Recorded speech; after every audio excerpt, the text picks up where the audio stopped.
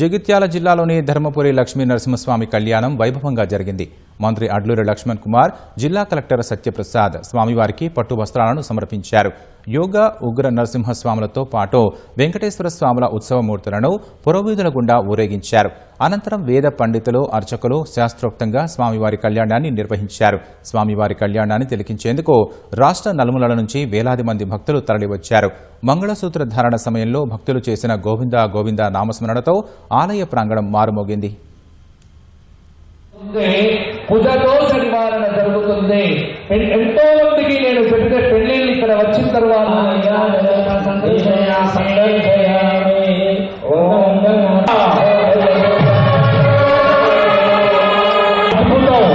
అద్భుతం అంటే ఏంటి?